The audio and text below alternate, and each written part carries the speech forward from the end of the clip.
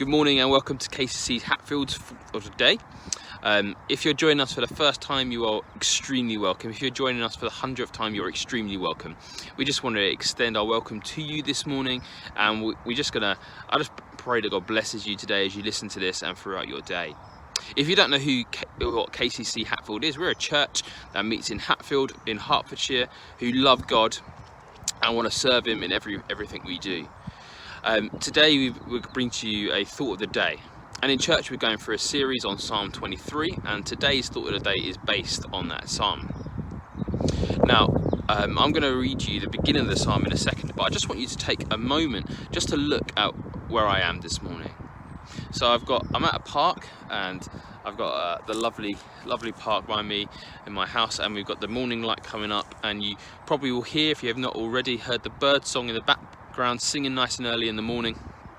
And to me it's an extremely peaceful situation. Now what we're going to read today in Psalm 23 is, to me, feels a little bit like this place. So I'm just going to read it to you. The Lord is my shepherd, I shall not want.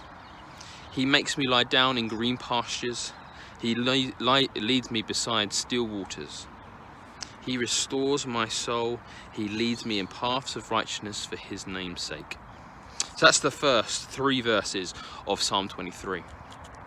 And when we look at that, I just hear that and I feel like God just screams, I give you my peace, I give you my peace, I help you in these times, and there's some great times in your life, and I'm with you in them, and I give you my peace. Now, I don't know about you, when I hear those things, as I said, I'm reminded of places like this. Maybe for you, peace is like the mountains or the sea, the sound of the waves rolling in. I know that's also one for me as well. Maybe you find peace and when you're with people. But what I want to put to you this morning is 2 things. That first of all, God's peace happens in different ways, and second of all, looking at why does it happen in separate ways, in different ways. So let's look at those together, that God's peace happens in different ways. So let's have a look at that.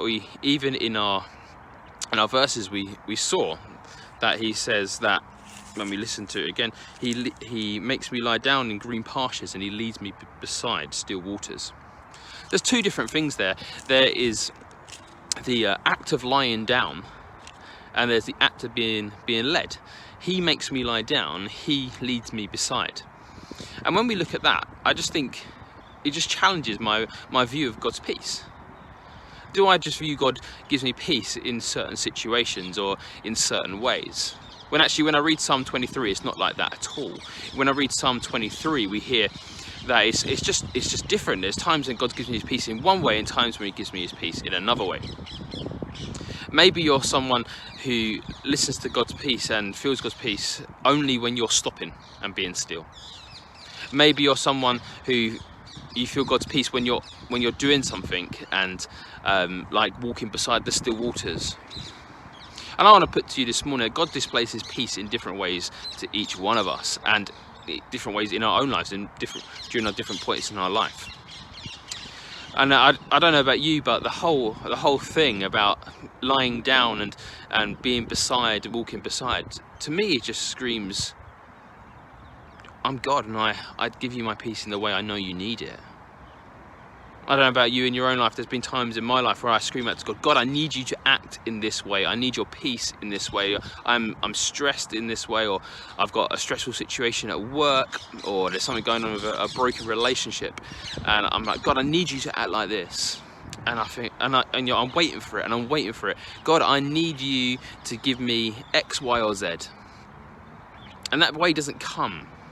And I'm disappointed, and I feel, oh, why isn't that? But then I stop and I go, God, what are you doing? And when you ask that question around God, what are you doing? God, where is your peace? Because he promises to give us peace.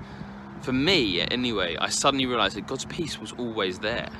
God's peace he was always giving me his peace. I just didn't recognize the way he was giving it to me. And I want to challenge you first of all this morning, that if you're anything like me, and I'm getting better at it, but I'm still on a journey with that just stop and ask God, where are you giving me your peace? How are you giving me your peace? Because you promised to give me your peace, and I want to be a person of peace that rests in your peace. That is in your peace. So that's point number one. Point number two is, how do we get his peace? Well, sometimes I think we can get hung up on how it comes, but actually when we really look at these two verses, there is one consistent thing that does go across the two, and it is this. I'll read them again for you, you might have picked it up already.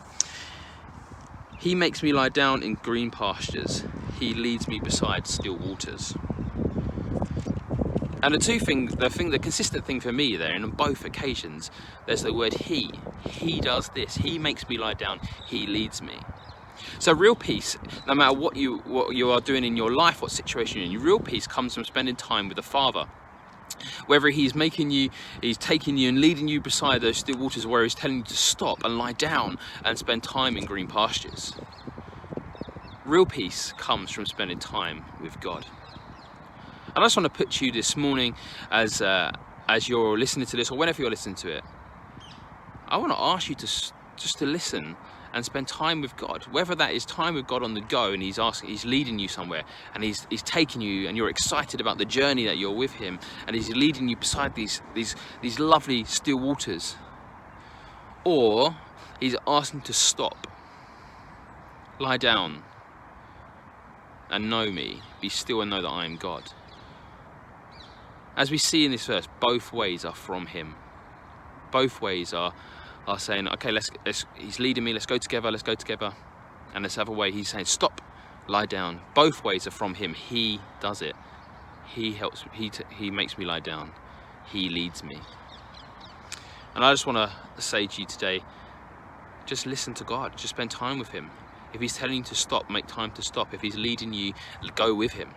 Know his peace, know your Father, and just know his love.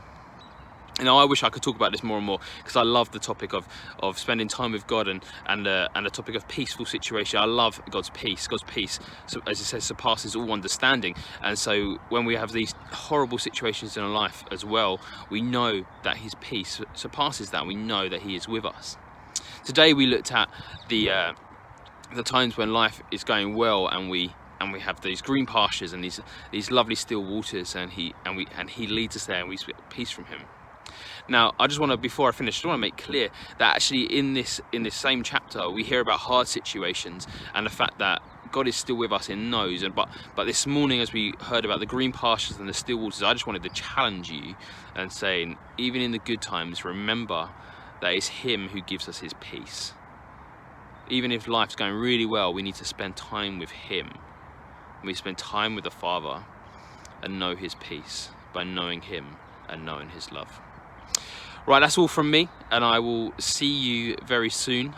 If you joined us for the first time, thank you so much for listening through with us, and we'd love to hear from you. If you want to know more information, seek us out on the internet, find our website, and it'd be great to hear from you. See you, everyone. Bye.